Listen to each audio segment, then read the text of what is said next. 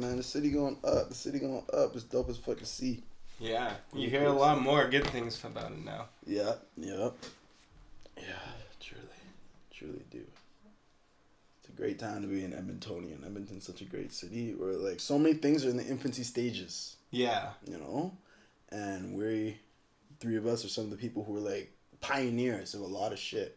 We're in the ground. We were at ground zero for a lot of shit, built a lot of shit, created a lot of opportunities for people, whether they admit it or not, influenced a lot of people, whether they tell us or not.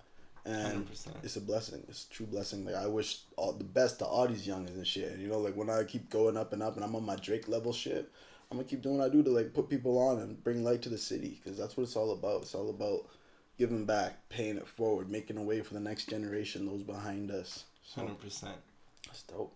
Yeah. I don't know if it was the same for you, but after Corona, it seemed like a lot more people were just like willing to actually work and like meet up and build these connections after, and just meeting so many people, and then you see them everywhere and you meet new people. Yeah, because like COVID, you couldn't really leave your house even, right? So it's like now that we can, it's like, all right, we might as well network and build as much as we can before no one knows what's gonna happen tomorrow, right? There's monkeypox bullshit and all this other things happening. So yeah, it's stupid for someone just to want to stay in their own circle. I don't need no connections. I don't need no networks. Like, even when I watch interviews of like people in the business world, for example, who are multi-billionaires, millionaires, even Russ, artists like Russ. Yeah. He's like, look, it's all about connections, because people think it's just money. People think you can just go buy a Lil Baby feature and buy a Drake feature. It's like, if that's the case, every major artist would have a Lil Baby and a Drake feature. Yeah. You know what I mean? But it's not like that. Even at that highest level, you still have to have connections with them and their people, and they still have to vibe with you, and they have to vibe with the song, and all these different things have to happen. It's not just about the money. Most of the time, if these guys like it, they're not going to charge you for the feature. Yeah. Like, 100%.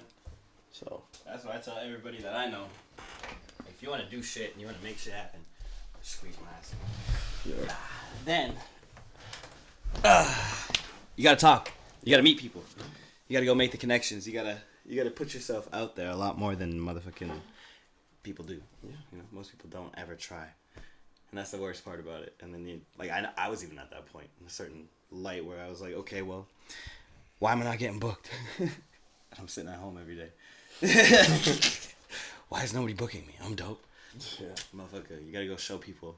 And talk to people and make the connections in the relationship, so when they're in a room or they're in a situation where they're like, oh man, these people need a DJ. Oh, it's like, where'd I know a DJ? He's my boy too, and he's dope. So it's not like he's just my boy, like, you know. It's like he's my boy and he's dope. Exactly. So and then everyone loves to be that person who connected someone dope to like someone or something else. It's like, oh, you know, like, yo, Jaylin's that guy, and I know him because I connected. You know, it's like, oh yeah. Yep.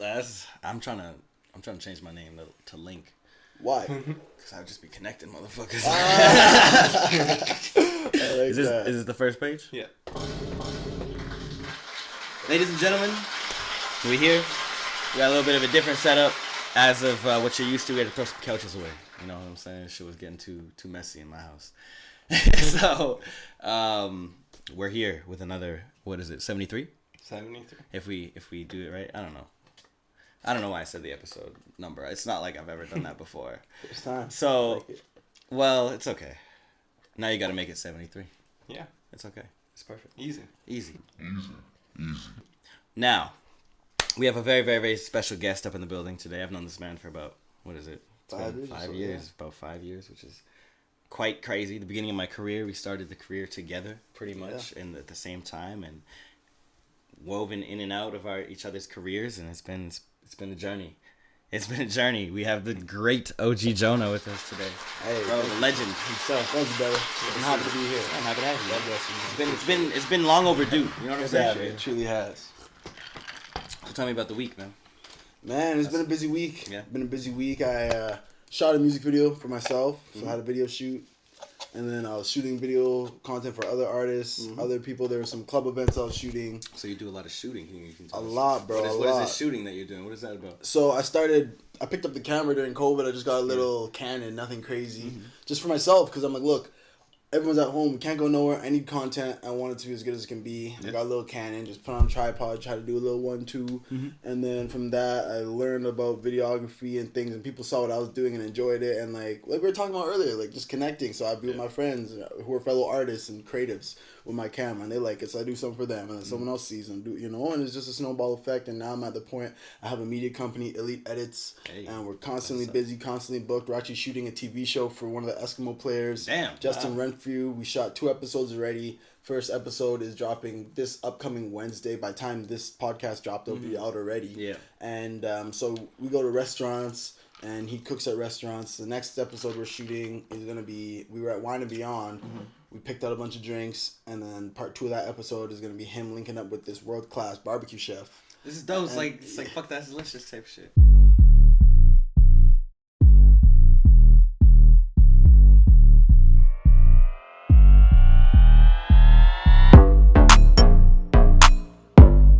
In my eyes, but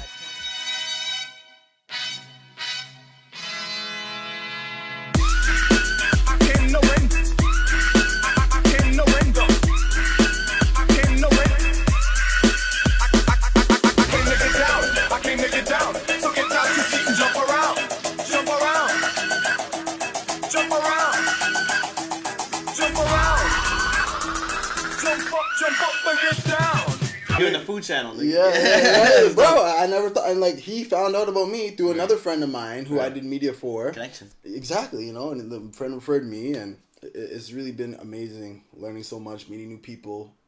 That's insane. Yeah. Just off one hobby you picked up during COVID, right? Yeah. That's what I'm saying, man. Like COVID was the time where you were able to like really hone in and figure out like, oh, I really enjoy doing this too, or I enjoy doing this too, or if you didn't think that you were going to do something to the fullest, you went and did that and found that you were actually going to kill it. Like rapping, I went like hardcore into like actually making music after like not making music and DJing for like years, you know what I'm saying? And then I sat down, and every day I'd wake up, bang out freestyles, bang out stuff, trying to like get songs written. I had a producer with me, comes like every day. He's one of my best friends too, and so like we would just sit there and vibe and make music. He'd come through, we'd be freestyling every single day. We'd be writing, getting shit done.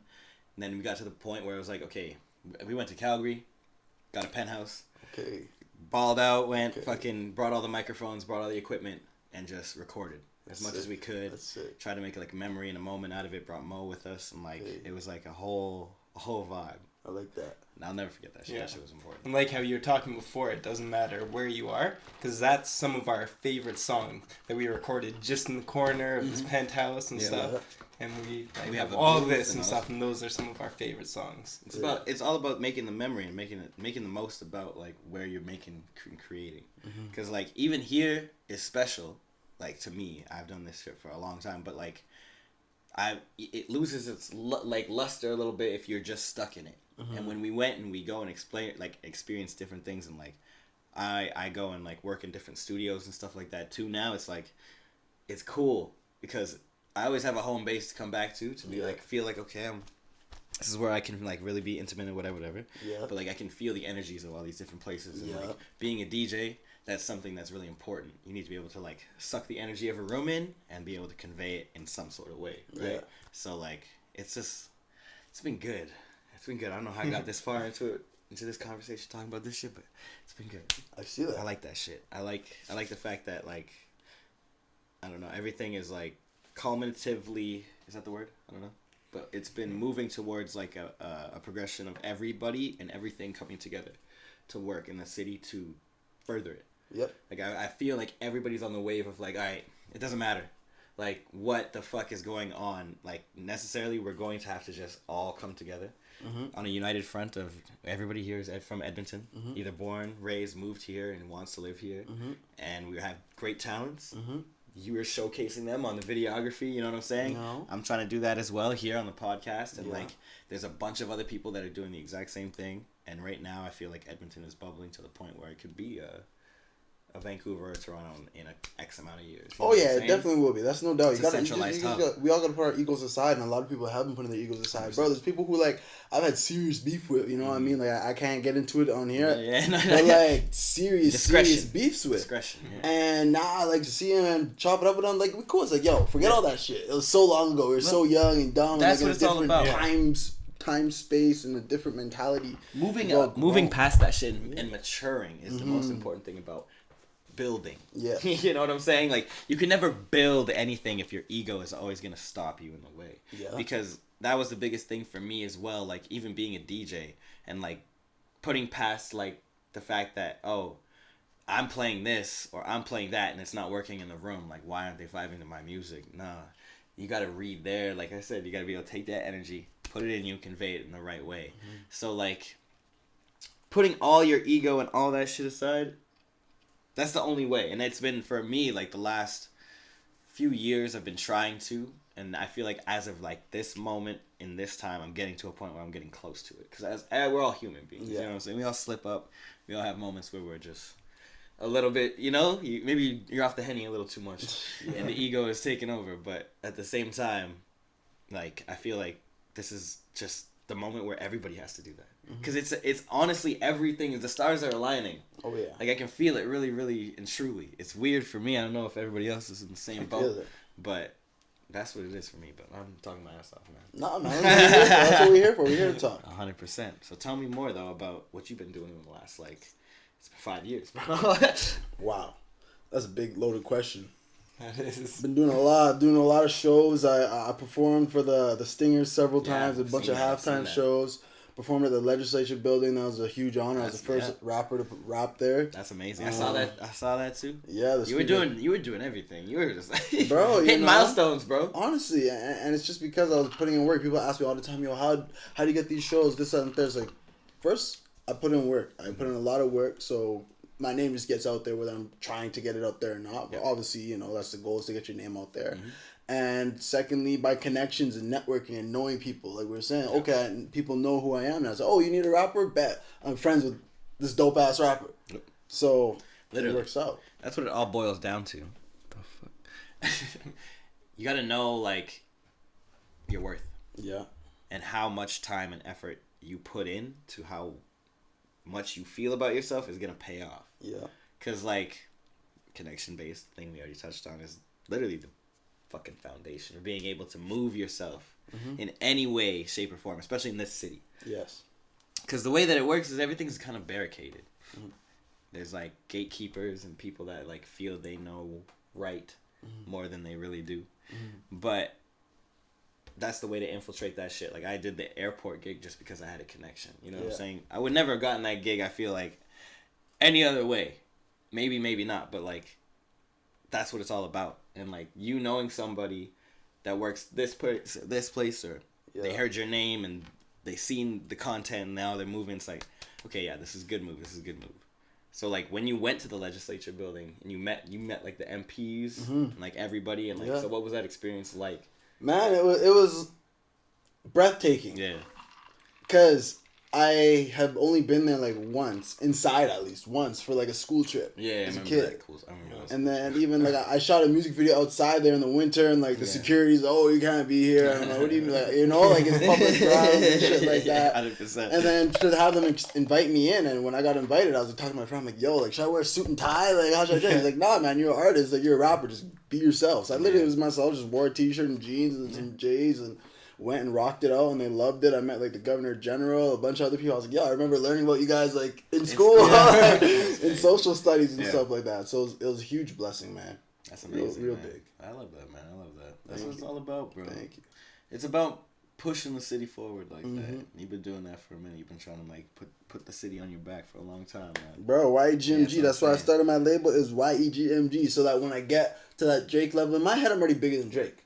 But I have to now convey that energy and provide that value to the world, for the world to see me that way. And it's coming. And when they see me that way, the same way the world knows OVO, and you think of Drake, you think of Toronto, it's going to be me in Edmonton. You're going to say OG JONAH, YEGMG, Edmonton. Like, the city's literally in the name of my label. You know what I mean? So even if you don't know, you're gonna be saying it without even knowing it, and then you're gonna be, oh shit, that's the put connection. 2 and 2 together. So my goal's always been to put the city on and create opportunities for people left, right, and center. No, I love that shit, man. Thank you. So what have you been up to in the past little bit? Like, you making music, or you just been focusing more so on the videography? Man, the videography's been taking up a lot of my time, but I still have to be making music. I actually just dropped a song on Friday. Oh, that's what's up. Splash Bros with my little brother. Oh shit, for real? Yeah, my little brother, he be rapping. He's rapping now, eh? Yeah, he plays football. Yeah. He's ranked 11th in the country for the top 100 high school players, so football's his main thing. Hey, appreciate that. But he wants to make music too, so I'm like, you know, sure, we'll make music. I'll do whatever I can to help support his music and anything else he's doing. Like I said, I just shot a music video. That's why I couldn't come last week. Last Monday, I was shooting a video. So tell us about this. Bro, You're supposed to break this down for me. I work in commercial insurance and trucking, bro. So it's like real laid back. Like, this is my work outfit. You know what I mean? Like, I go to work like this. Super chill, super laid back. Most of the time, I even work from home. Our office is huge. There's only like 15 people in the whole office. Most of the desks and cubicles and offices are all vacant. But it's such a big building. And people bring their dogs to work. People bring their, like, kids, their spouses to work. After work, like, one of the coworkers, I guess his dad owns the company too, but he's still a coworker technically. He's always in the back because we have, like, a huge garage bay. You could probably fit, like, 20, 30 cars in there. So he's always back there, like, fixing his bike or working on his truck or something like that. So I'm like, okay, we got all this space. Yeah. I want to shoot this music video. I need an office scene for the video because it's, like, a little bit of acting. I'll show you guys the video after. Yeah, please. And I'm like, okay, yeah, let's shoot at my office. Like, it's not going to be many people. There's only 6 total, like a couple extras and the cameraman and the camera crew and myself. So we shot at my desk, and then we went and shot in the back. And the owner's son was even there, and he's like, yo, this is lit. Like, he's like, he wanted me to perform at his birthday. And then the other bosses have, like, nice sports cars, and they park them in the back. And my boy came with a nice car. And the owner's son's like, yo, like, do you want these cars in your video? I'm like, no, we're good. He's like, you sure, bro? I can move them, blah, blah, blah. I'm like, all right, you're insisting? Sure. And it's a nice car, sure, whatever. Go ahead and move it. So he moved the car. We ended up not even using the car in the shoot because it, like, just didn't match with, we already had the treatment in the plan, so it didn't match. We didn't even use the car. But then, like, the bosses saw on the camera, security cam, that, like, the car was moved and there's people there and shit, and they, like, lost their shit. I ended up getting written up, and oh, God. He didn't step up and be like, hey, it was actually me. They thought I moved the car. Right. I didn't even know the keys were back there. Right. You know what I mean? Like, in what world am I going to go take my boss's... And move the car. Bro, like, I would never. Yeah. And what kind of car is it? It was an Alfa Romero, like, drop top. I ain't touching nothing. Another one was like a Jag. Right, you think I'm going to touch those cars? I ain't touching like, dog, I did not even know the keys were there. And even if I did, I wouldn't even touch them. I didn't even want them, bro. Like, none of that.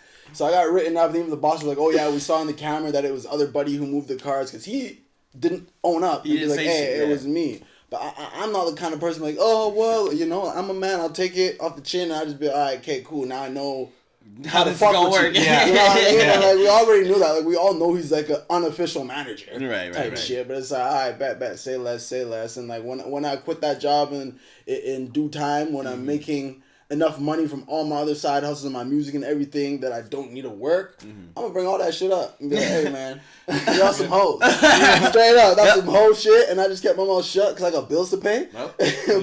But at the end of the day, you guys know that's some hoe shit. I know that's some hoe shit. It is what it is, though. So it's cool. It's all part of the journey. And, you know, I wouldn't trade it for the world because it just adds to the story. No controversy equals no story. So 100%, cool. Man. It's like, yeah, that's what generates it all. That's fucking hilarious. At the same Bro, like, look at this video. Like, today, I took this video today because the write-up I got was for misconduct. This I was using the office space for non-work related activities. When this guy's really there every day. Bro, he was there drinking beers. We were all sober. Right. He was drinking beers. His friends even came there. Okay, so, like, he's got... This is today at the office. Like, he's got his truck in the back. Like, he's doing whatever doing his truck. Bro, like, this is regular. He'd be there after work. Like, him and his buddies will be there drinking beers, listening to music, working on the trucks, whatever. And then the black guy shoots a video, and it's like, oh, here we go. And it wasn't like a crazy video. Like, I'll show you the video. You were doing like acting. It's not even. Bro, like that. You will see. You weren't doing the music part. You'll see. The only music part was in the back. Was in the back where he's already listening to music. Exactly, bro. Always been flagging a whole lot of birds, and I ain't even peeking. I was outside putting in work. You was outside on recess. Whole life been a reject. Outcast never fit in. Food stains on my linen. Tables turn, I'm winning. I'm grinning. Money counter ring like a shower, whole lot of powder in my kitchen.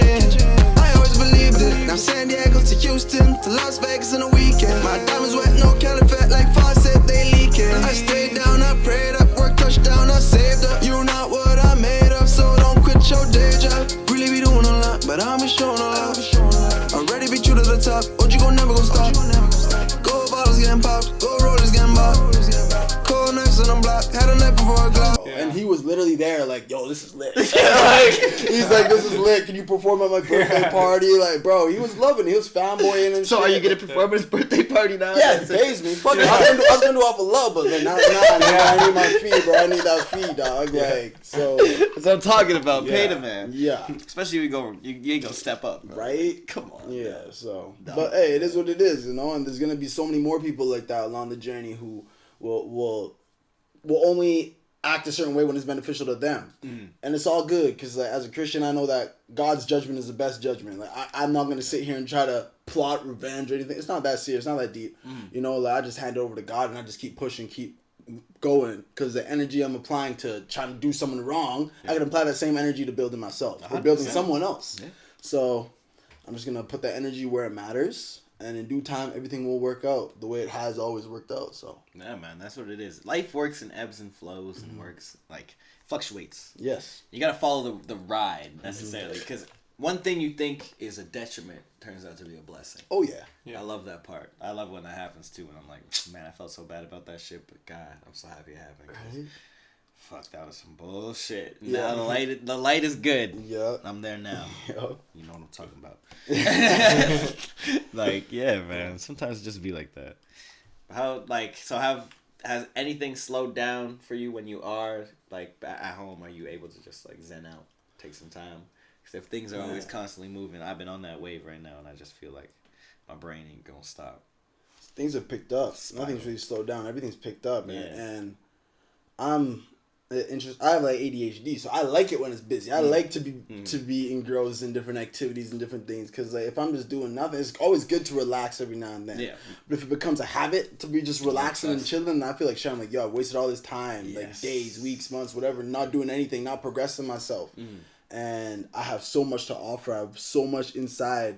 I have so much externally. So I'm like, I have to utilize all these tools and resources and abilities that God gave me before I lose them. 100%. So what's the mission? What's the overall mission? The overall mission is to be so rich that I can go anywhere I am. I see a homeless person. I want to carry like food cards, like McDonald's gift cards on me, like $500 gift cards, $1,000 gift cards, and just give them out to homeless people. Right. The overall mission is to be able to go into a city, go into a place, and be able to spend 6-7 figures on helping people and not bat an eye. Right. That's the overall mission. The real reason I want to be successful and wealthy is to help people. I love nice shit. I love jewelry. I like cars and clothes and houses and all that shit. We all love that shit. The main reason is to be able to help people, bro. Right. Like, I'm Nigerian. I was obviously raised here, but I have so much family members in Nigeria, and so I want to be able to help them. I want to be able to go back to, like, my villages where my people are from and be able to, like, pave the roads and build schools and hospitals and just things that we don't have very accessible back there and even here in the city. Like, you know Kanto, right?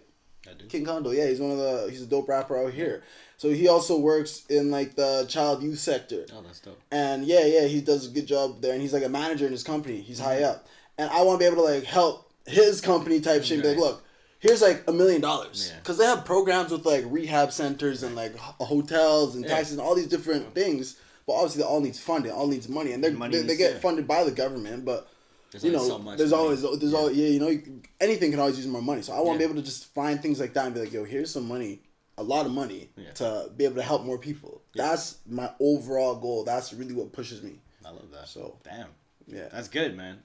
Most people are selfish as fuck. So to have that as the overall goal is good. Like, cause I've seen a lot of motherfuckers that start and they make money and then they're just like evil. You know what I'm saying? They just turn into a very selfish person and they just focus all on their own shit. And they're like, obviously bringing your family up and bringing everything up is important. But like that extended outreach outside of yourself is the thing that's going to differentiate. Like you see all these billionaires and all these people that could be changing the entire world with just a couple $1 billion that they don't necessarily need, that they could just throw into something and change everything. And like, that's where it's like, I don't understand if there's something bigger that's blocking that, you know what I mean, like conspiracy wise, but like why has it not happened? I don't know. It just doesn't make sense, especially because like even small problems, big problems, whatever, water infrastructure and things like that, road paving, school funding, all these like education, healthcare, like all that shit can get taken care of privately by someone who they just gave a fuck about overall like societal well-being. People are so selfishly intact in like material things and their own careers and how much like their revenue and then their income and how much profitability they can have in their business and all this dumb shit, which is very much important because you need to make money to survive. I understand the game, but when you think on the overall like cosmic perspective of how you know, a society and a species should function. When you look at like the wilderness and you see like wolves and packs, and you see, you know what I'm saying, like animals that are moving together, birds and flocks, and helping each other and building each other up in terms of like how to survive in the nature and in the world. Like we have become so like removed from our, you know, our survival instinct of how we should be and how communal and tribal we should actually be, because that's where we come from. Yeah. Now we're all private. We live in our own homes with our own little tribes and our own little families. And the community doesn't matter. I don't know my neighbor. I don't know this person. I don't know that. Like, it's not good. It's not. But when there's people like that with that kind of mentality, if you have the talent and the drive and the ambition that actually you see that you can actually do these things and make this money, and that's where that differentiates you. You know what I'm saying? Because most people, they'll have the drive, talent, all this shit. As long as they have all that, then they're like, all right, my family's good. Yeah, most people don't help nobody. There's artists in the city who have like bigger followings on social media than me, that are verified, they're signed, this, that, and third. And like, to the best of my knowledge, I could be wrong, but to the best of my knowledge, they don't help nobody. And me, I'll pull up on my fans. I'll see like 20 of them at the max. I'm like, all y'all get whatever you want. And I don't post it. I don't do it to post it. But like, they'll come back. Like, if someone's trying to attack me and be, oh, you're only doing this for this or that. Random people who I even forget I did it. Like, nah, I remember this time Jonah pulled up to my school and bought all of us lunch. Or he did this, or he did that. And it's like, I just do that so that they can go, when you're in a better position, go help someone else up. You know what I mean? When you forward. Exactly, even just buying someone an iced coffee, getting someone water, socks, shoes, like, it ain't nothing crazy. You don't have to buy someone a house. 100%. Just small things matter. Small gestures, small things matter more to me than anything. I don't know about like most people, but like I know there's selfish people out there. Like me, I want you to like, you notice something about me, like, you know what I'm saying, or you like comment about like this, or you see like, hey man, you need something. I know you've been fucking working, or you've been doing this, or you know what I'm saying, take a nap. Even tell me to fucking rest. The fact you even care to even like convey certain things, like that's enough to me. Some people, they're like, man, oh, I need a ring, I need a necklace, I need money. Do you have money that I can use? Can you drive me here? Can you buy me a meal? Like too many people, honestly. Like what can you do for me kind of shit. And there's not. There's like, for me, my whole thing, and like I realized this, I think I said this before on the podcast, like maybe a billion times, but I realized that I gotta help people. My overall like position that I'm in is to help people, and right now it's a limited amount that I can help, right, because of my reach and who I am and the money and all these things. But if I can, that limited amount are the people I want to help are the people that are going to be able to grow themselves up and then help more people. Yeah. Because there's talented individuals that don't have platforms, that don't have the people listening, that, you know what I'm saying, they don't have the connections that they need to be able to like plug in and be heard. So if I can do anything out of me like DJing a lot or making my music or people like paying attention to me now, I want to be able to be like, okay, cool, you're paying attention to me, this is the guy you need to like hear. Now this guy too, like these are the people that also I'm fucking with the most. So if you fuck with me, you're really gonna fuck with these people, and I hope you do, because they are the ones that are gonna help me. And like, we're all in this together. You know what I'm saying? So it's like, with that kind of mentality, and I've seen it a lot more now. Since we come back from COVID, I feel everybody got lonely, so they just want to have somebody around. You know what I'm saying? So I just see it a lot in the community where it's like, damn, like, you really don't give a fuck about your ego anymore. And I've seen it where they, like, certain people and certain things, they've put it, and I've been one of them. You know what I'm saying? So everybody has stepped up to the plate and been like, we're here to do X, Y, and Z just to make sure we build this city up. Yeah. And like I said, man, we at that time, bro. It's coming. It's coming. I think that things are gonna get really, really good and really, really crazy. So. No, I feel it. I know it. It's a new age. Yeah, man. It really is. I love it. I love it a lot. But man, what else is new, man? We just here, we're chilling, man. Bro, a lot. We got the Illete show coming up in September. Okay. Kids Daniel in October. Yeah. NLE Chopper's coming in September as well. Busy, man. Damn. Busy. Got a lot on the go. That's crazy, man. So with these shows and everything, is this through you connect everything yourself? Do you have a management? No, I'm not the one.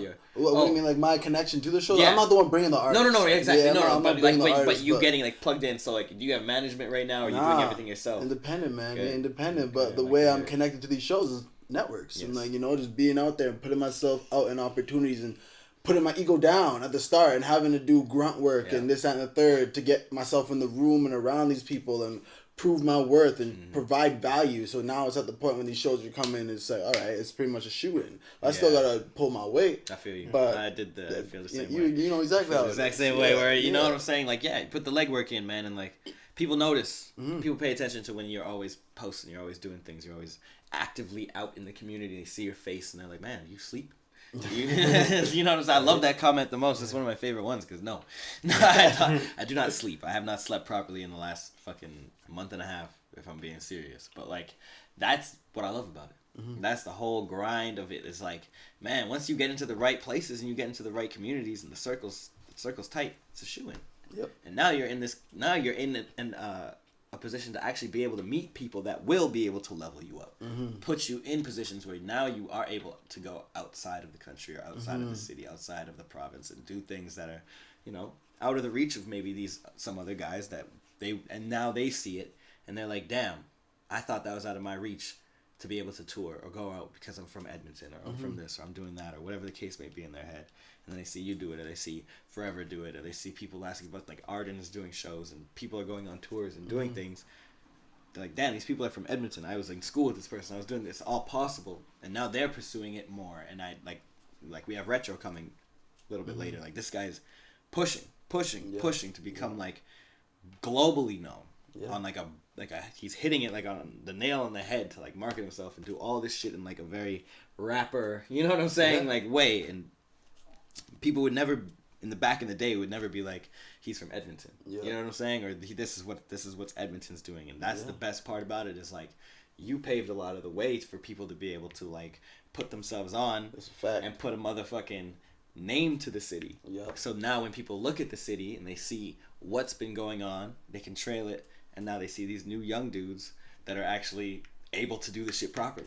Because now there's a foundation for it. So big up to you, man. You know what I'm saying? I know you. God bless you. I know, you know what? People gotta say it. The more I do and the bigger I get, the more people I can help directly and indirectly. The more people I can influence directly and indirectly, and motivate directly and indirectly. That's always the goal. It's like to keep getting bigger and bigger, so I can help more and more people. 100%. So it's a true blessing. Literally, like, it's been a crazy ride these last 5 years. So how was that like?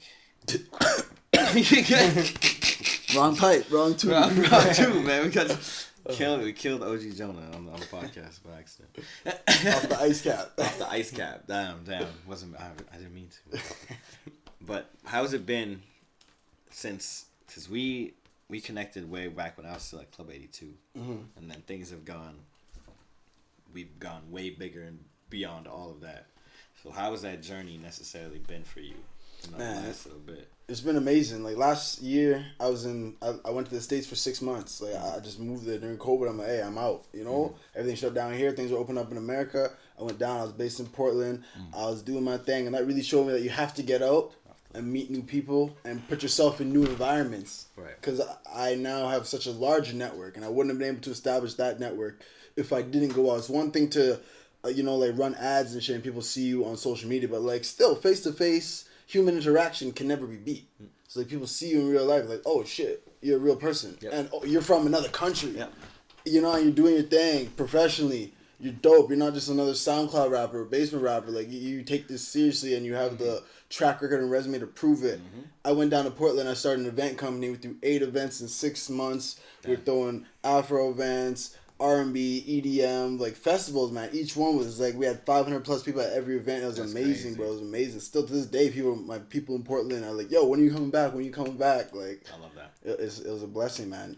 That's true blessing. That's fucking insane, bro. Yeah. And that what year was that? Last year? That was last year. Damn, man. Yeah. So since then, it's just been on, like, you're going to go back and do more. I have to. Yeah. When do you plan on doing that? Bro, I don't even have a date planned right now to go back, but knowing me, I'll be back before the end of the year. Damn. I love that, man. What else you got brewing, man? I know you're a guy that's like, so like, everything is connection based. I know you've been working your ass off networking and shit. What's like been your favorite gig or like the favorite thing that you've done in the last little bit that's actually like stuck with you the most? The Stinger shows. Yeah, I loved performing for the Stingers. It was dope. It was like a new experience. The first time I did it was last August 2021 for the championship game. That's honestly why I came back. Like they booked me for that, so I like flew back for those shows. Right. And then this year again, I opened for them. I did the halftime shows during the opening week of the season, so that was a lot of fun. And the environment was just dope. Like it's different. It's not performing on a stage. You're performing on the court for the halftime show, and like. It's just a whole. I don't even know how to put into words, but like it was just amazing, and it was so cool to be able to connect with all the fans and meet so many people. And after every show, like I had bare merch. I was just giving out stuff for free, literally. Like I brought t-shirts, hats, posters, giving out for free. Like the kids are lining up to meet me, and it was cool to be able to motivate them by that. And I love sports. You know, I never played basketball, but I'm a big basketball fan. Like I have a bunch of my homies are on the Stingers. Oh, so that's like, real. It's cool to get into a new lane of things, and the Stingers themselves, the whole league is a new league, so it's an honor to be part of it in the early stages and help the league grow. Because I know me performing there, I brought a lot of people to those games, but also a lot of people at those games who didn't know me now are fans, right? So it was a win-win for both parties. So the Stingers games are really, I'd say that was my highlight. That's my highlight of the past year or past 6 months, you could say. Yeah. It's a lot of fun. That's what's up, man.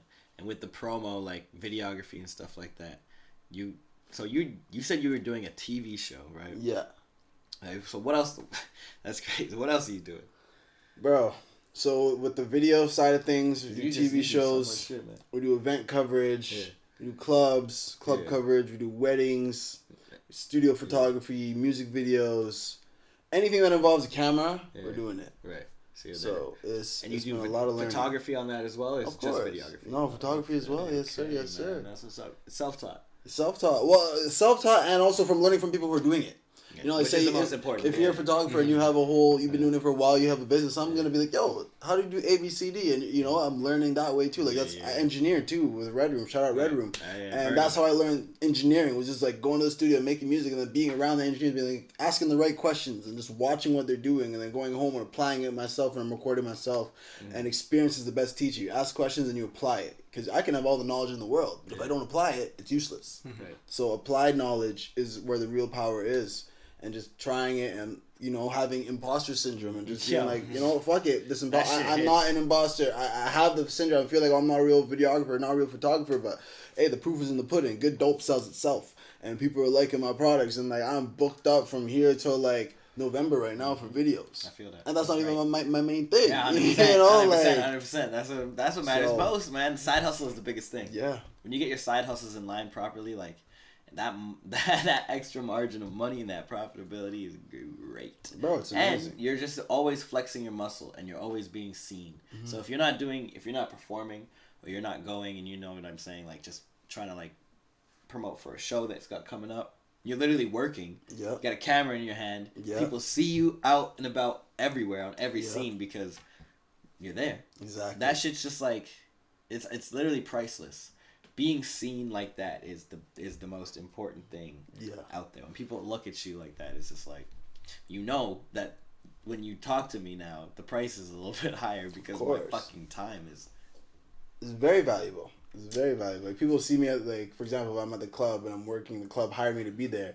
They think I'm just there with my camera for fun. I'm like, fuck no. Yeah. I got a million things to do. You know what I mean? Like I'm here because I'm getting paid to do this. Like. So it's a true blessing, and I get to meet so many new people. Like I thought I knew pretty much everyone in the city, and I get to connect with people I never met, never knew before. So like it's cool. It's a true blessing. I'm happy. I love it. I really love it. And like being an artist, I've had such a need for cameramen and videographers. I've worked with so many, and so many of them, as you probably know too, it's like pulling teeth working with these motherfuckers. Yeah. So it's like I've just taken all the bad and tried to cut that out, and taken the good and applied it. And like when I'm shooting things for people, I shoot it like the way I want someone to shoot me. Yeah. You know? So I just really have a good eye for what looks good. And like as I'm shooting, I'm like, all right, this background, like if it's even if it's an event, the background's not good, all right, I'll come to this angle because then that's in the background. And like just little things like that. I'm shooting, okay, when I'm editing it, I'm gonna edit like this. As I'm shooting, I'm thinking of those things. So like when I go back to edit, I already know what I'm looking for and know what I'm gonna do. So experience, man. Just the experience and just constantly applying myself and not being scared to learn and put myself in uncomfortable situations. Yeah. Like, because everyone knows me as an artist, right? Yeah. So, like, they see me with the cameras, like, oh, what, you're not rapping anymore? Like, of course I am. I just dropped a song. I just dropped a video. Just did a tour, whatever the case may be. But 100%. I'm doing this, too. Because I'm not going to limit myself to one thing. And, like, if COVID showed us anything, is that you better learn more than one skill. Because, like that, it could be gone. So, I love it. I'm glad that you like decided to pursue something that's like a back end role. You know what I'm saying? It's a like that's just like, because I did I was rapping from young. I've been making music since I was very, very young, and like that was like for me my main thing in my mind is I'm gonna do that, whatever. I'm gonna be a movie star. I'm gonna go act. I'm gonna do that.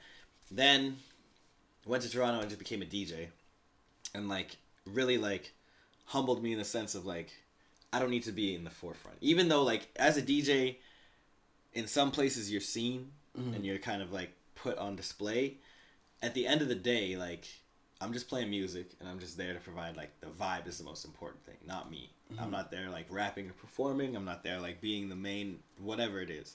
But it really helped me remove myself from that, like, that need and want of, like, wanting to be famous and wanting to be known. And, like, that's not the need. I want the money. Right? I do want the money on the same level, but like I'd much rather be in the background of this shit and like doing like A&R work and helping artists like really like come up and understand like themselves and the music they want to make and helping them with the mixing and mastering portions and like just being on the back end of shit for me is like I enjoy it a little bit more in terms of like for my soul and for myself. And like that aspect of helping people.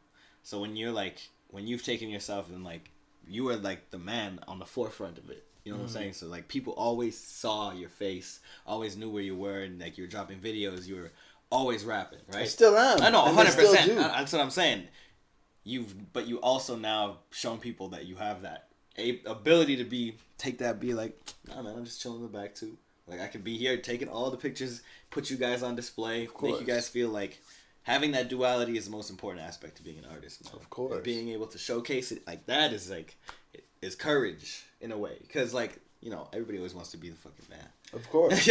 But sometimes it's always good to just sit in the back and watch. That's what I feel like my whole life has been, as like a lifeguard. Look at the music industry. The people in the back are making more money than the people in the front. Every day.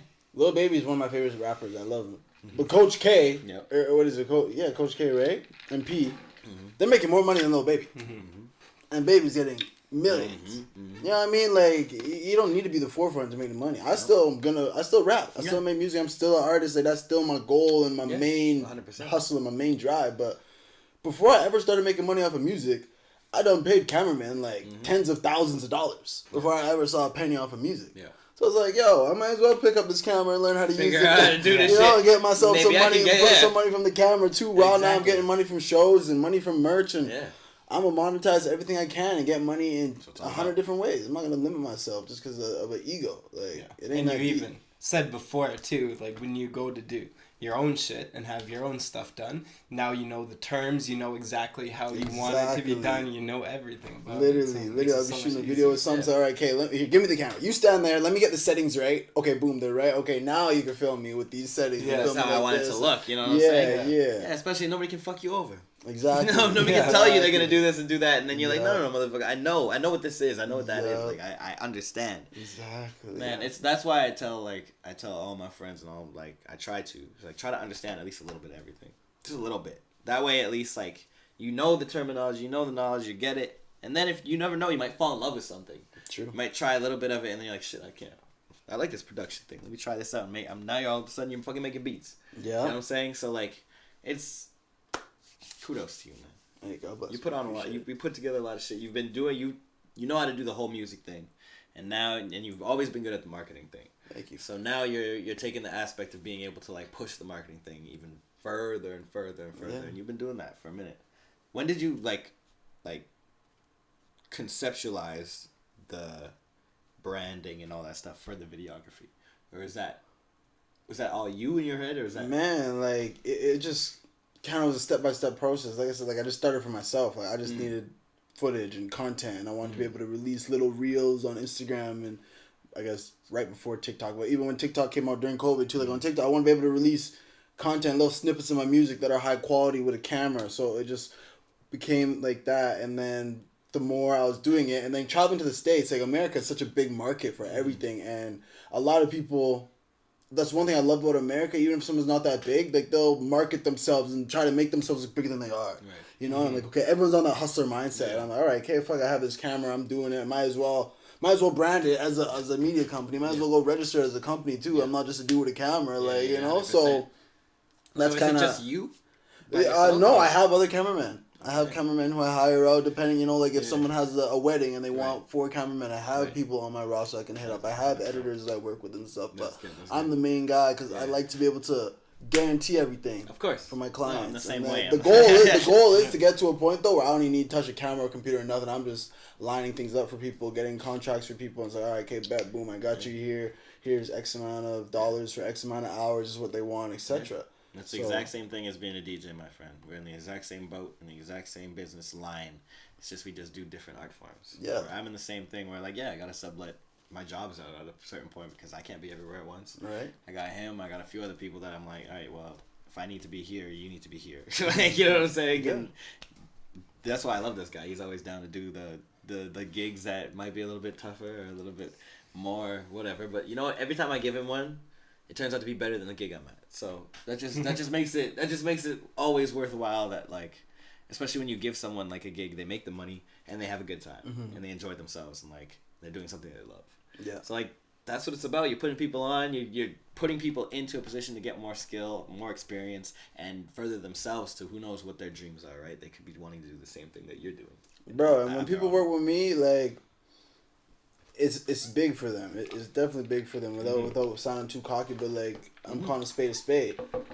I'll work with a cameraman. I'll work with anyone for anything, and then the next day, everyone's hitting them up. Yo, can you do this for me? Can I, you know, because they see them work with me. So like I give people that stamp of validity and verification because people know I'm not just gonna mess around with any random Joe Blow. Like if I'm working with someone, I see a talent in you, I see a drive in you. There's something there. Yeah. So I'm also providing you a financial opportunity along with a greater opportunity to now build yourself up and get yourself in front of way more people than you ever could have got in front of, even if it's just here in the city. Like, okay, no one knew you and I found you however I stumbled across you, and now thankfully that we're able to work together. Now you're able to get so many more opportunities, and that's what it's about. And I want to work with people like that and then take those opportunities and run to the moon with them. 100%. You know, like that's what it's all about. Run to the moon with the opportunities you're given. Utilize everything you have at your disposal. That's what it is, man. How did you start this music shit? So like, what was your inspiration? You always wanted to do this when you were a kid? Fuck no. Bro, I never had aspirations of being an artist. Ever. Right. Like, I was growing up, I was playing hockey and shit, right? And then, you know, when you're young at high school parties or whatever, everyone's just rapping, freestyling. And then doing that, I was freestyling and I was already living a certain way. Everyone's like, yo, you should rap. I'm like, all right, like, fuck it. Honestly, my boy got a laptop, Mac, and you know when you get a MacBook, you like get GarageBand for free. And he had no music background either, but he was my boy, like my best friend. Yeah. And we were always just freestyling together, just bullshit freestyling. And he just made some bullshit beat on GarageBand. He said, yo, like I made this beat, come check it out, come freestyle. Like, all right, sure. Like 2016 or some shit. And I went over to his house. We had like the regular headphones that you plug in your ear. The Apple headphones, plug it in.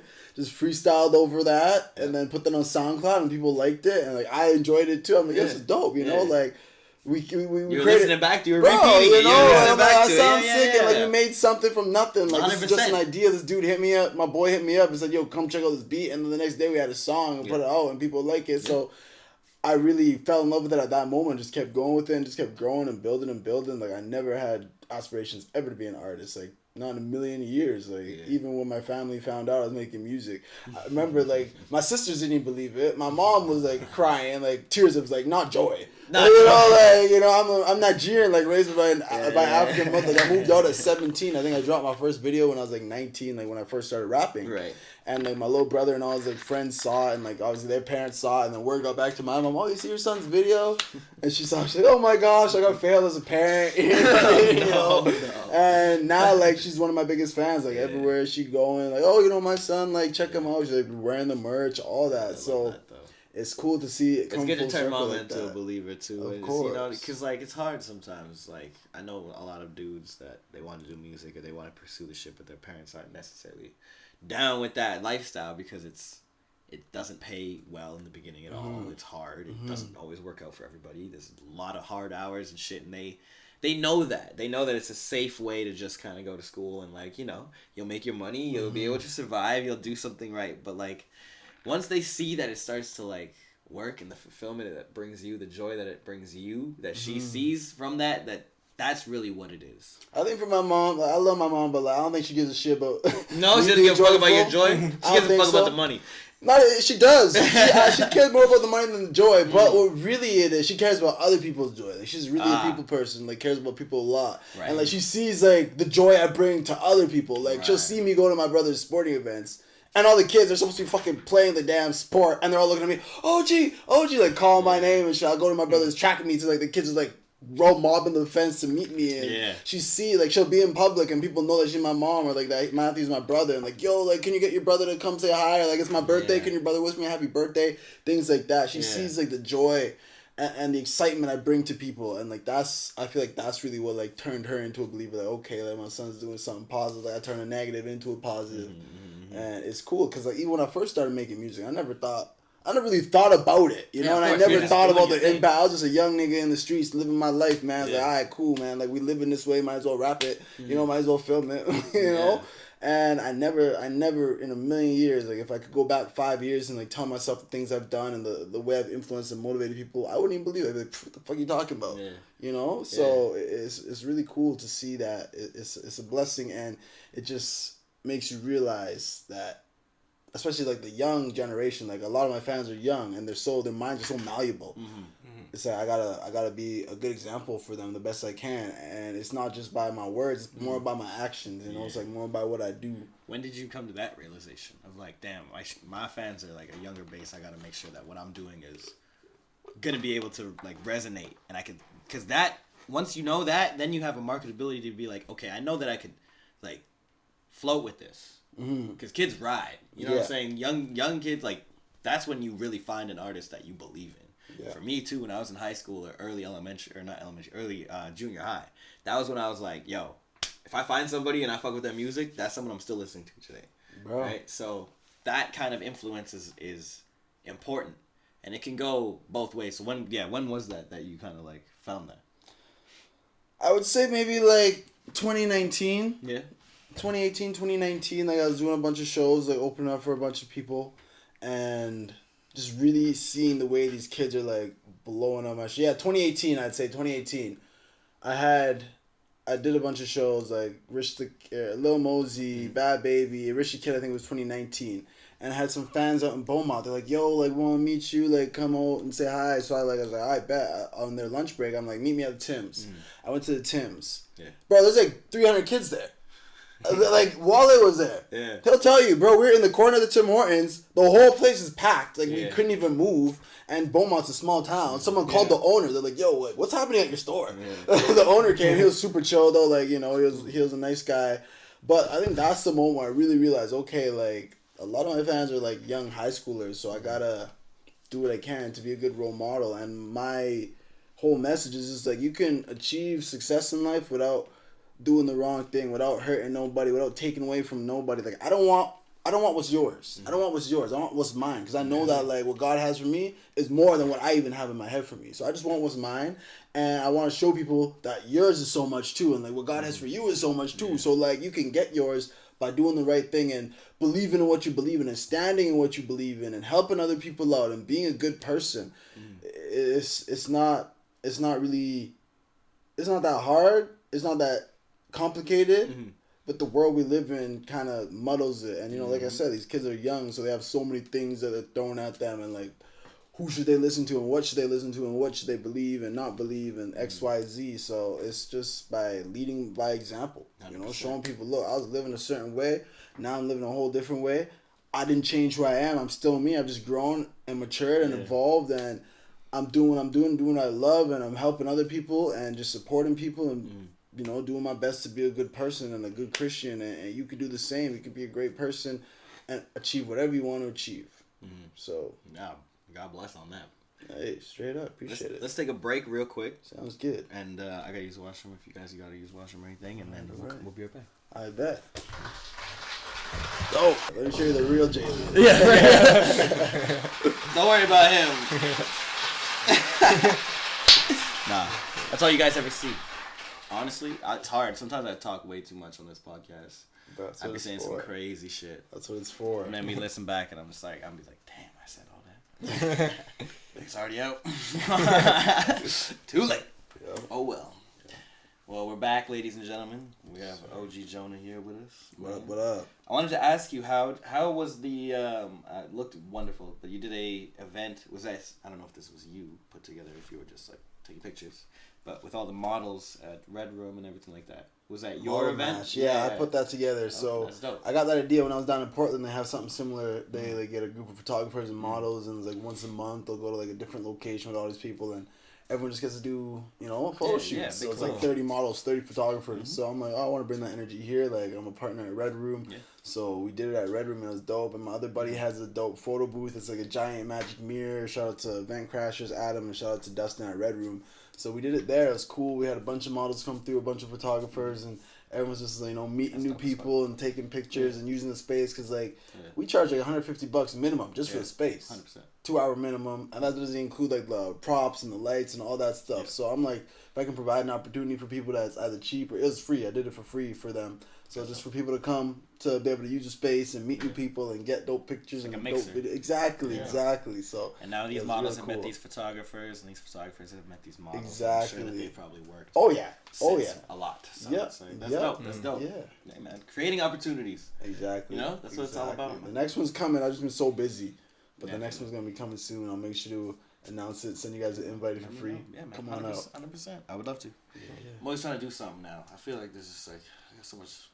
I got no time, but so much time. Yeah. You know what I mean? Yes, yeah. Yeah, you make time you got to make time for certain shit. Exactly. You got to show face at least. Yeah, that's what I've learned. Yeah. Man. This whole, the career shit is crazy. What's the craziest thing that's happened to you so far? Because you've been through some crazy shit. Bro. The craziest thing, when you say that, the first thing that pops in my head is 2018 when I got my chain taken by Achilles. Yeah. So can you run us through that? Bro, I've never publicly talked about this. I think we haven't talked about this. Yeah. So this is what happened. I was a Achilles fan too. Yo, Achilles an asshole. Bro, fuck that. Hey, yo, I'm telling you right now. I ain't even Achilles an asshole. We did a show. I'll preface this before you even say your shit by saying this nigga. I had to use. That's why I couldn't set up my S9 mixer, nigga, at the fucking show with Forever Friday, because this motherfucker, I don't even know. This is an asshole. Bro, he's a bitch. He's an asshole. He's a bitch, and I'm not even mad at him. I'm not even mad at him. Like, if I see him, when I see him, it's not gonna be he not come back to the city without talking to me first. Like, bro, because he was supposed to come to the city. He came when I wasn't here, and even when I was in the States last summer when he came. Bro, that was in the summer. I had people hit me up. You know what I mean? Line this guy. I'm like, nah, it's straight. It's calm. But since then, I've been back. There's some other shows he's supposed to come. He rolled deep. Of course he did. Bro, he's a fucking bitch, man. And I'm not even mad. But this is what happens. So I'm in the club. I don't even remember. It was on White Ave, whatever. I'm there. He's in the section. He's sitting in the corner, and I'm not gonna lie, I was talking shit because I'm like, why is he sitting in the corner of the section? Why does he look so shy, scared, whatever? So I take a video. I go on my phone. I'm like, and in the video, there's some girl giving me the middle finger. I don't even know who this bitch is. I don't know. And I'm going to post it on my story, and the girl says something to him. And he's in his section. I'm at the barrier of his section. And then I look up, and he's right in front of me now, and he has his team, security, whatever, with him. He's like, "What you dealing with, fam?" I didn't know what that meant. I had no clue what that meant. And I'm like, what? And I'm just wearing a little Jesus piece, nothing crazy. He sees it, and they just snatched it and steps back. And I'm like, what the fuck? So I lunge at him. He's with his security team. They grab me. One grabs my neck. Another from behind puts me in a chokehold and shit. But it's people grab me from every angle.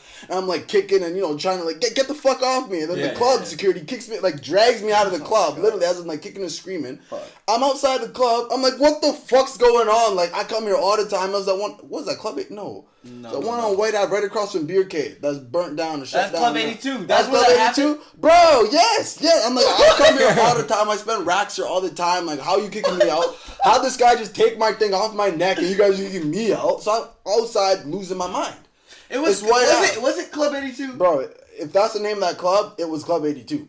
Right across from Beer King. Yeah, that's the right one. across from Beer King. I wasn't there when that happened. No, you weren't, but you know it's White Ave, and there's cops everywhere. Yeah, and because he was like, there's like the booth, like when you walk in, there's like a booth to the right, where it's like the private area, or he was to the left? You walk in, he was in the booth to the left. Yeah, right? Yeah. So then I'm outside losing my shit, screaming and yelling and cussing, obviously causing a scene. Now the cops, this is White House, there's cops everywhere, they start gradually coming towards me.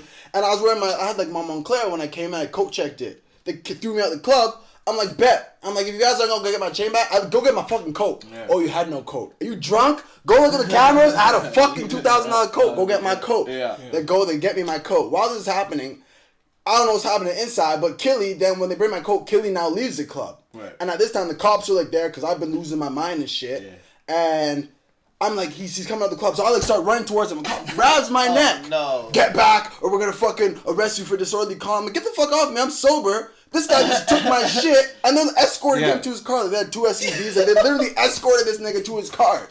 As I'm losing my shit and the cops are holding me back. I'm like, say less. So the Killy comes out, doesn't say a word to me, head down, walks into the SUV, hops in, then another man hops in, door closes. Then they wind the window down, Killy in the car between 2 people, door closed, and cops holding me back. Now takes a video out. Oh, look at this guy, look at this goof, fucking blah, blah, blah. And I'm like, as soon as I see his phone, I'm like, so that's what time he's on. He's a bit, he's a social media clown. Say less. Hop in my whip, I'm by myself, hop in my car. I start following these guys, bro. Crashing into the back of them. On everything. On everything, bro. Bro, it was like a fucking 45-minute chase all the way from Club 82 on White Ave. Ended on Fort Road, like right behind, like fucking right behind. Yes, right behind Rexall, bro. Yeah, I remember seeing that after. I wrote my car off. My car got written off that night because I kept crashing into them so many times, bro. The final hit, they were turning. I smoked into the back of them. The SUV went on 2 wheels. I was like, yes! I thought they were gonna fucking topple over. Didn't. They landed it. My car, it was like a TL. My car is fucking smoking. My hood is fucked. Like my shit's all fucked. I get out my shit. I'm so pissed off. And then it's north side, so there's just cops in the area. See, I didn't know that. I forgot. Bro, some next level shit, like some more shit happened. I'm not gonna say because, like, you know, I'm not trying to go to jail and shit. Yeah. They came back, but they're in 2 SUVs. So the SUV that didn't have Killy came back. I don't know why. And at this point, the cops are there, like at my smoking car, and like, what's happening? I'm like, fuck you guys, nothing. I'm like, I don't know, you know. Then I start running towards them.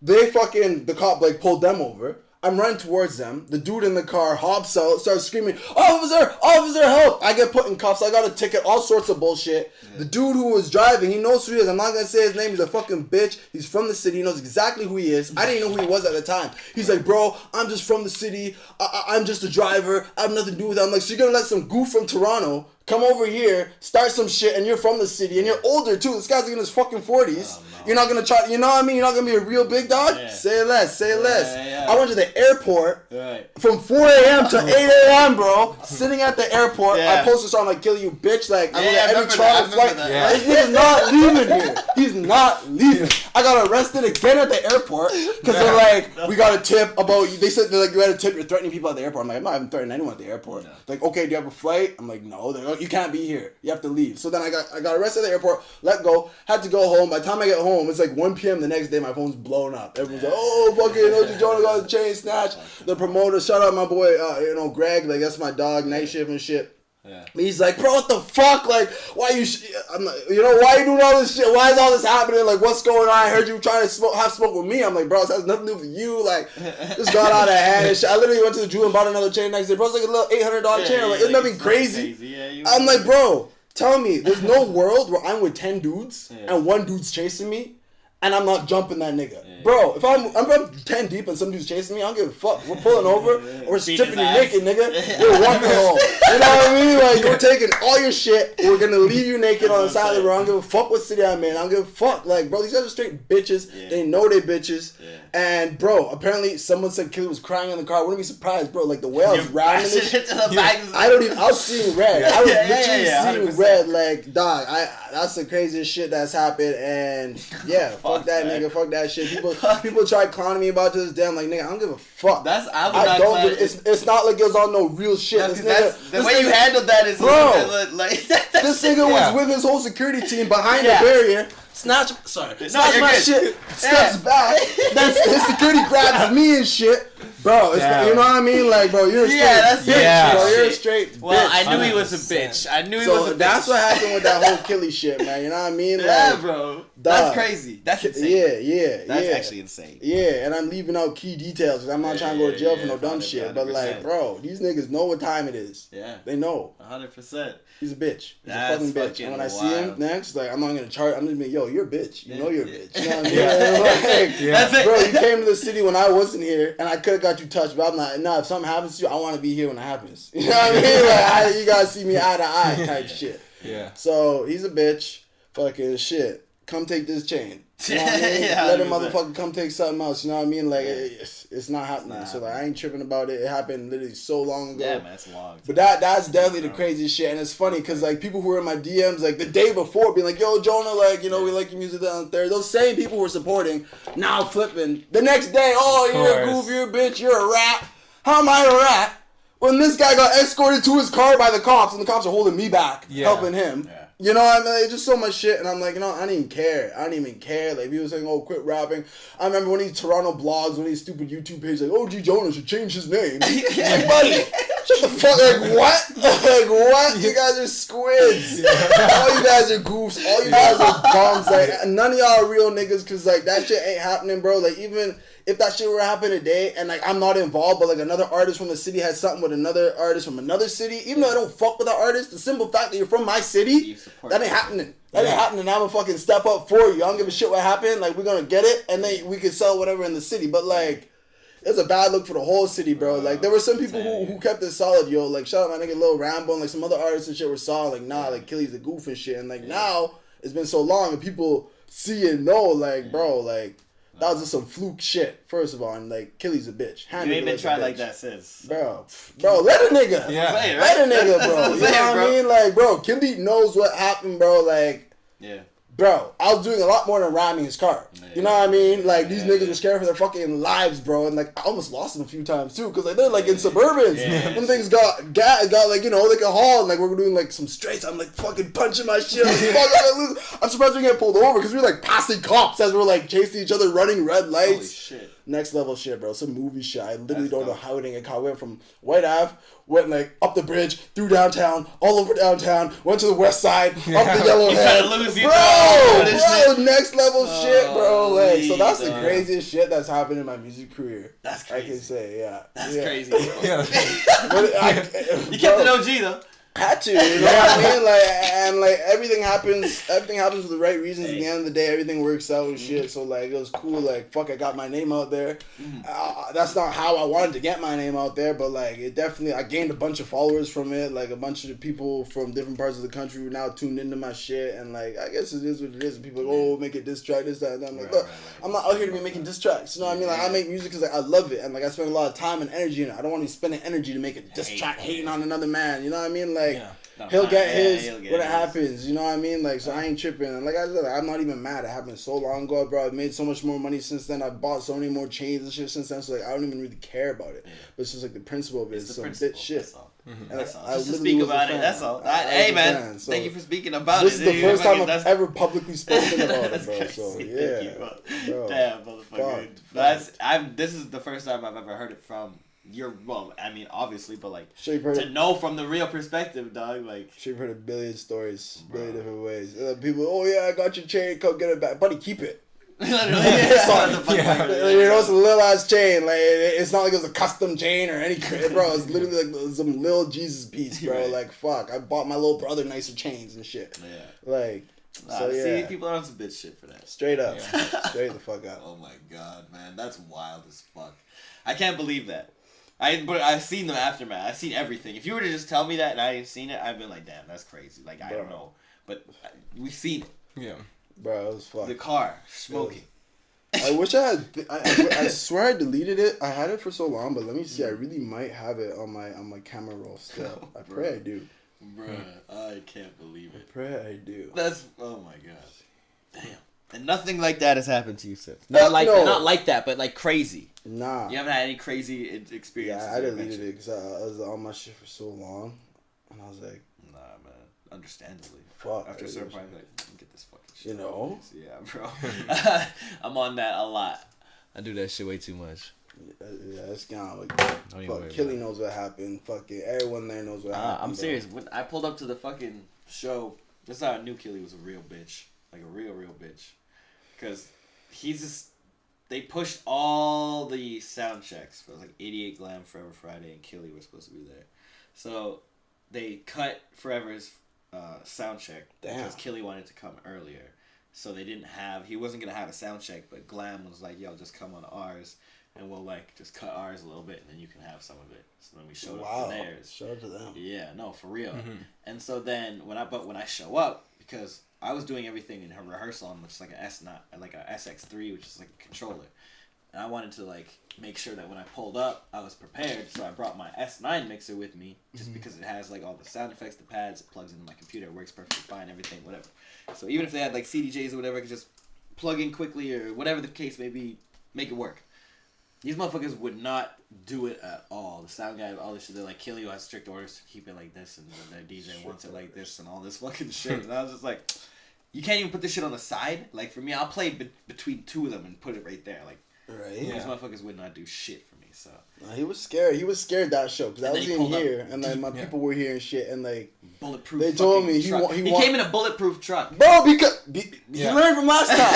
What I was saying, man, he fucking learned from last time. He knows what happened. He knows exactly what fucking happened. So he learned. He better be in a fucking bulletproof truck. But even still, I won't save him. And like, you know how it is for shows. Usually, you'll get a deposit, and then you get the back end. He wanted it all up front. Really? Yeah, because it's so scary. He wanted it all up front, and the promo's like, nah, like you're not getting it up front. Like it's like. Come to the city and get it. I'm waiting outside Union Hall for you. Bro, literally, I have bare niggas being like, yo, like, you want this guy? I'm like, I'm not there, though.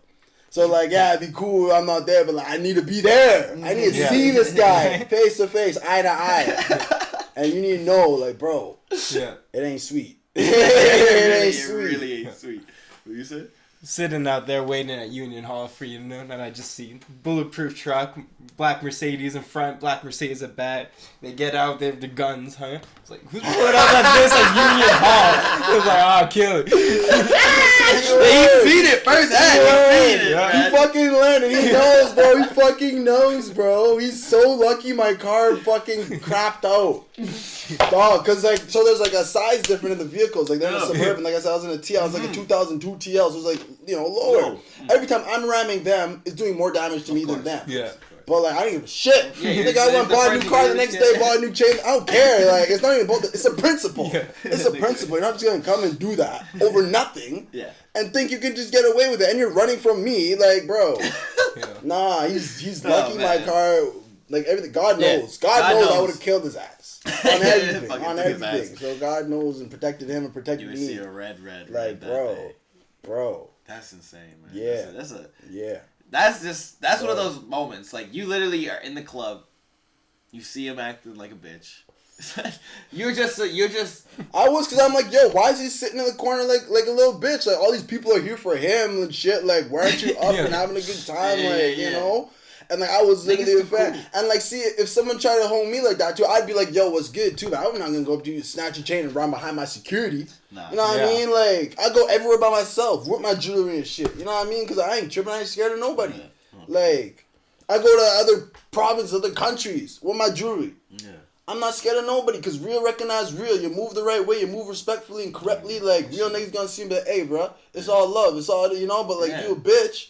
You think it's sweet and shit, like he just be making this fucking, I don't even know what to classify his music as, but like I don't listen to him anymore. Like of course, my only song I liked back then was that Kilimanjaro song. Like I don't know what the fuck he's doing these days. I'm sure he's still making music, obviously, but nah, he's a bitch, man. I'm bumping into him one day and like shit, nigga, whatever will happen. But like I'm not mad about it, but like shit, man, I haven't forgotten. I've not forgotten. Cannot forget. That's the one thing you cannot forget sometimes, especially for bitch shit like that. But aside from all that, because that shit is that's wild as fuck. Yeah. That's wild as fuck. So who have you been listening to recently? I like Drake, obviously. Yeah. I like Lil Baby. I like Meek. Yeah. I like Rick Ross. I like Rod Wave. He just dropped a new album. I listen to a lot of my own music. Yeah. I do that shit. I like what's that boy? 6 Lack, Black, Yeah. like Black. Yeah. A little bit of Giveon. A little bit of like Snow Allegra. Yeah. A little R&B. Afro, you know, I love Adekunle, Burna Boy, Wizkid, DeVito. Yep. Try to listen to like as many different genres as I can so that I can then transfer that into my own music, you know, like just broaden my musical horizon, not just trap music all the time and shit. So 100%, man. Yeah. So what is the process for you like right now? Is it changed at all? You still? It has changed, but like it's changed, but the basis of it is the same still. I just find a beat I like. Like I have producers who be sending me beats all day, every day. Like my inboxes are all flooded with beats. Find beats I like, and if I like it, I just be vibing on it and like just be like freestyling as I'm freestyling, like trying to write what I'm freestyling, or maybe I'll like record my freestyle and like play it back and then take out what I like from it and what I don't like and just be building like that.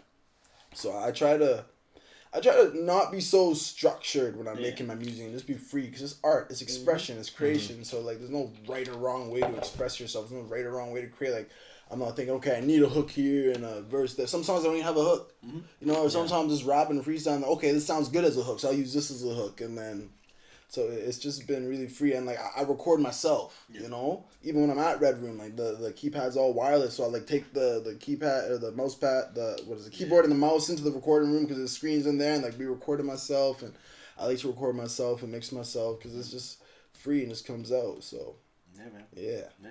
That's the way to do it. Truly That's is. the way to do it. That's how you can get your shit right. You know, Yeah. every aspect of this shit. You know, of like music production, video production. Yeah. You do it. You're doing it all, man. Yeah. It's impressive to see, bro. You've come a man. long way, man. Truly. Thank you, brother. Bro, Appreciate for that. real, Appreciate for you. real. It's humbling.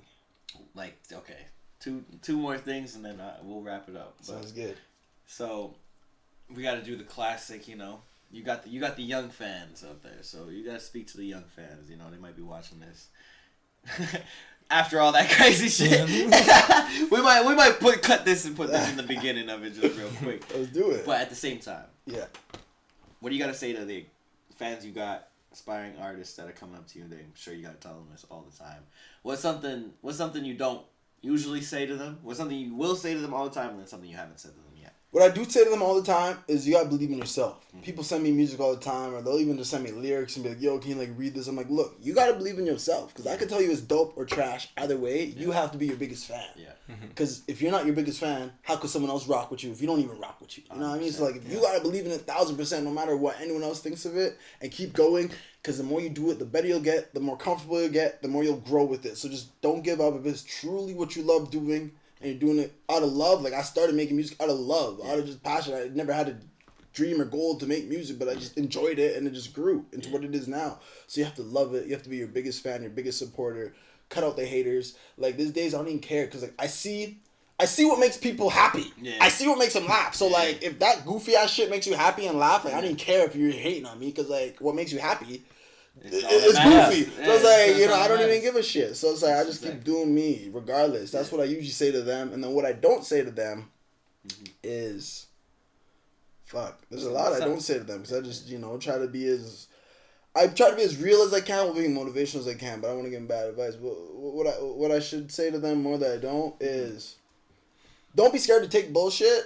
Yeah. But know like a threshold of bullshit you'll take. And like there's levels of taking bullshit. Like taking bullshit, like people will talk shit about you in the comments. Ignore that. But like, you want to open for, I don't know, say NLE Chopper, for example. Okay, hit up the people, Greg, for example. He's the one throwing it. Hit up Greg. But hey, bro, like before, I used to have to like pay my way to get on shows. Like, for example, like one of the Lil Mosey shows way back in 2019. Like, I had to buy like $2,000 or $2,500 worth of tickets. But he gave me like them for $2,000. Right. You know what I mean? So then like, I could sell them and make a little bit of money. Even though I didn't sell them, I did sell them all. But like, if I didn't, I still would have been out of pocket. But he got his money from me still. Exactly. Which is fair enough, bro. He's spending tens of thousands, hundreds of thousands for these shows. Like, don't be scared to like have to sell tickets and have to promote and do little 1-2s here, and maybe have to do things you don't want to do. Not that they're wrong or immoral or illegal, but just because your ego, you're like, oh, I'm better than this. Like, you're not. Yeah. You know what I mean? You're not. Even to this day, like where I am, there's still some bullshit I have to take that I don't want to take. But I'm like, it's all part of the game. Until I'm at that Drake level, I have to do what I gotta do. And I'm sure even he still has to do something. You know he does. You know what I mean? Because there's still higher ups to him. Exactly, there's still people who have more say and control and power and money and all that than him. So don't be scared to do things that you think you're too good to do. It's for the bigger picture. 100%. It's for the bigger picture. So like, humble yourself. I guess that's what, if I could put it into 2 words, humble yourself. Yeah, 100%. You gotta humble yourself. Bro. So, 100%. yeah. Man. Hey man, tell the people where they can see you, man. Hey man, where they can reach you. You can reach me everywhere, man. You can Google OG Jonah. Go to my website, ogjonah.com. All my links are there. I'm on Spotify, Apple Music, TikTok, Instagram, YouTube, everywhere. OG Jonah, OG JONAH, Big Leaf, 780 Prince, all that. You know the vibes, man. We out here, YEGMG, repping it for the city, putting on for the city. I'm really happy to see where the city's come. I'm happy to see you grow, man. It's been a blessing. You started this podcast, and then since you started, so many people have started podcasts, and I know you've influenced a lot of those people to start podcasts too. They may never tell. That's the one thing I learned too. A lot of people will never be like, "Hey, Jaylin, I'm doing this because I saw you do it. You know, you motivated me, you inspired me." Most people won't tell you that. But the few will tell you that and say, okay, dope. And even if they don't tell you, like, I see it. Okay, like, I did this, and now you're trying to do it. That's cool. Imitation is the best form of flattery, and I'm glad I'm doing something that 100%. People like enough to imitate. And if no one's talking shit about you, that means you ain't doing shit. You know, because that means no one cares enough to have an opinion, good or bad. So, like, if people are talking shit about you, that means you're on the right path. Keep going, keep striving, keep believing in yourself, keep humbling yourself and working hard, and let the work speak for itself at the end of the day. Like, that whole Killy shit, honestly, so long ago. And since then, I've done so many shows, dropped so much music, so many videos. Didn't stop nothing. It just fueled. Exactly. I'm like, all right, y'all think it's sweet? I bet. Let me show you who the fuck I really am. For those guys, you know, you think I'm just another rapper doing this for fun. Dude, people call me OG Jonah before I started rapping. At first, I wanted my rap name to be CJ the Don, because I was the only Edmonton rapper I knew was DZ the Don. Literally, I didn't know him personally at the time, but I knew of him. You know, so I'm all right. CJ the Don, you know, my initials. And then, but everyone was already calling me OG Jonah, so I'm like, fuck, I'm just, you know, stay with OG Jonah. People already know me that from the streets and shit. So like, just believe in yourself and keep going, and don't feed into the bullshit. I mean, just humble yourself. That's what it's all about. Man. That's what it's all about, man. I really appreciate you guys having me on. No, I appreciate you coming through, man. It's long overdue, you know what I'm saying? Way too long. You know what, but life works in weird ways like that, you know? Life works in weird ways, and like, I'm glad that we were able to reconnect off the weird shit. We were just seeing each other at like so many different places at the same time, and that's what I mean. That networking shit is what it's all about. Exactly. You know what I'm saying? So let them know also where they can find all of the videography stuff and book you, like what the process is. If you guys want to check out the video work that I be doing, check out the page Illete Edits, Illete with an ILLETE Edits on Instagram. You can see all my work, like constantly building up, you know. So Spen's always working with that camera. Always, man, always. We're always leveling up, learning from the best, and just imitating. Imitation is the purest form of flattery, right? So I see other people, like, shout out to like Cordell Joma, dope videographer in the city, or Artin, Visual Bread, dope videographer in the city, just to name a few. Even Dustin at Red Room, he's a dope videographer in the city. I'm constantly asking him questions, constantly learning from people who have been doing it longer than me and have more knowledge than me and more experience, and, you know, like, what makes you so great? Teach me, tell me, show me. So keep going. Don't be scared to ask people. Because if you ask people, most likely they'll tell you. Yeah, a lot of people just don't get asked. Exactly, they don't get asked. But like if they ask, if you ask, they'll tell you. And like, okay, I see. Like you're asking, and you're gonna go apply it. And so don't be scared to ask. Don't be scared to network and meet new people. And, you know, get out there, travel, go to other cities, other provinces, other countries, and showcase your talents. So that's what it's all about. Yo, it's OG Jonah, man. Came through on the podcast. Self-Care Sunday. Appreciate you, man. Thank you, dog. Yo, honestly. You can hit him with a bomb and hit him with a clap. Hey. You know where you can find the man? Yes, sir. You know you're going to see this shit. Yes, I said episode 73, the beginning of it. Don't hold me to that. But yeah, man, it's another episode of Self-Care Sunday. Thank you again so much, brother. Hey, always welcome. Always welcome. Appreciate you. Oh, man, we're going to have you back real soon. Yes, brother. sir. You keep doing some crazy shit. Hey, man. I stole your chair. It's all good.